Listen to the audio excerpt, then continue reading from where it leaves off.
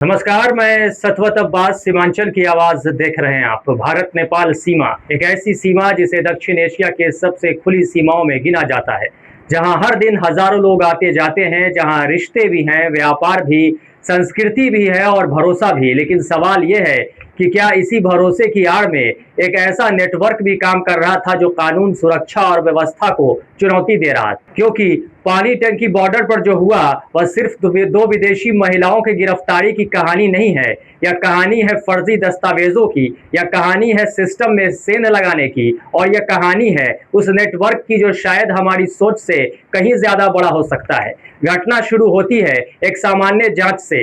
SSB की 41वीं वाहिनी रानी डांगा की बॉर्डर इंट्रैक्शन टीम रोज की तरह अपनी ड्यूटी पर थी। एक सफेद कार आती है। कार में दो थाई महिलाएं नागरिक सवार थीं। दस्तावेज मांगे जाते हैं। पहली नजर में सब कुछ सामान्य दिखता है, लेकिन सुरक्षा एजेंसियों की असली ताकत यही होती है कि वे सामान्य दिखने वाली चीजों में भी असामान्यता खोज लेते हैं। पासपोर्ट की जांच होती है और तभी अधिकारियों की नजर एग्जिट स्टंप पर पड़ती है। कुछ गड़बड़ दिखाई देता है। जांच आगे बढ़ती है, सवाल पूछे जाते हैं, और तभी महिलाओं के साथ मौजूद एजेंट को शायद अंदाजा हो जाता है कि मामला हाथ से निकल चुका है।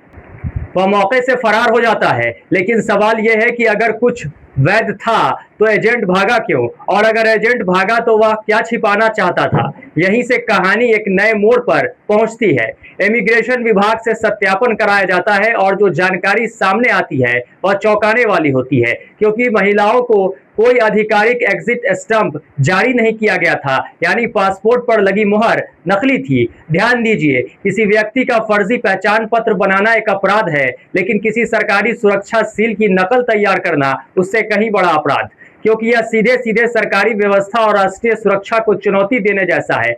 अब यहाँ एक और सवाल खड़ा होता है, क्या कोई साधारण व्यक्ति इतनी आसानी से सरकारी मोहर की नकल कर सकता है, या इसके पीछे कोई संगठित तंत्र काम कर रहा है? क्योंकि फर्जी सील बनाना, फर्जी दस्तावेज तैयार करना, विदेशी नागरिकों को सुरक्षित रास्ते का भरोसा देना और फिर उन्हें सीमा तक पहुंचाना, यह सब किसी एक व्यक्ति का काम नहीं हो सकता।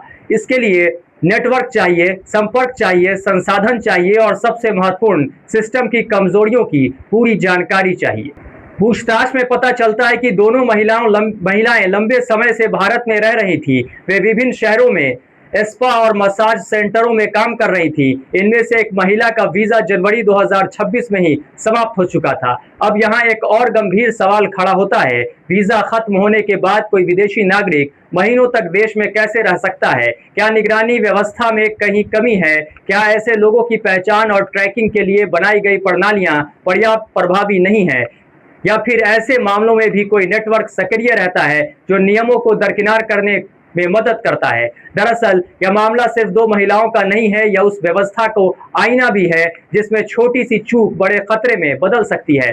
और बात भारत नेपाल सीमा की। भारत और नेपाल के बीच खुली सीमा दोनों देशों की दोस्ती की पहचान है, लेकिन इतिहास गवाह है कि इसी सीमा का इस्तेमाल कई बार तस्करी, फर्जी दस्तावेज, अवैध प्रवासन और संगठित अपराध के लिए भी किया गया है। कई बार नकली करेंसी के मामले सामने आए हैं, कई बार मानव तस्करी के मामले सामने आए हैं, और अब फर्जी इमिग्रेशन स्टंप का मामला सामने आया है। यानी अपराध लगातार नए तरीके खोज रहा है, और यही सुरक्षा एजेंसियों के लिए सबसे बड़ी चुनौती है। जांच एजेंसियों को आशंका है कि यह कोई अकेली घटना नहीं है। संभव है कि एक पूरा सिंडिकेट विदेशी नागरिकों को फर्जी दस्तावेज उपलब्ध करा रहा हो। संभव है कि नेपाल को ट्रांजिट रूट के रूप में इस्तेमाल किया जा रहा हो। संभव है कि इस नेटवर्क के तार भारत से बाहर तक जुड़े हों।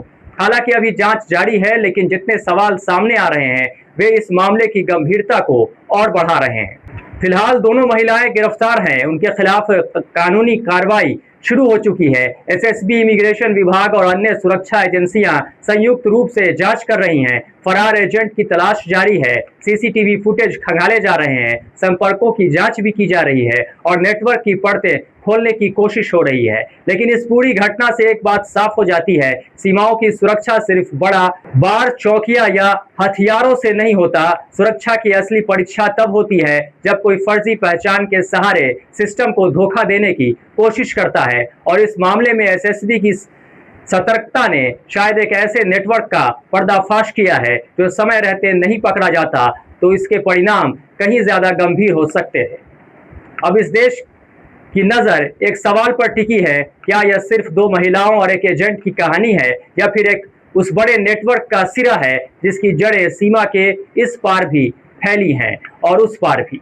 इस सवाल का जवाब आने वाले दिनों की जांच बता देगी, लेकिन फिलहाल इतना जरूर कहा जा सकता है कि पानी टंकी बॉर्डर पर पकड़ी गई यह फर्जी मोहर सिर्फ एक दस्तावेज पर लगी सील नहीं, बल्कि उसने सीमा सुरक्षा व्यवस्था के सामने खड़े कर दिए हैं एक बड़े खतरे की तस्वीर को भी उजागर किया है। इस खबर में फिलहाल इतना ही। सीमांचल समेत देश दुनिया की बाकी अहम खबरों के लिए आप देखते रहिए हमारा चैनल सीमांचल की आवाज। नमस्कार। किशनगंज के पेरेंट्स अब बच्चों के ब्राइट फ्यूचर के लिए क्वालिटी एजुकेशन और सही गाइडेंस यही मिलेगा। Introducing Shri Janya classes 6 to 12, foundation courses and NEET preparation, experienced faculty, strong concepts, personal attention. Admissions open now.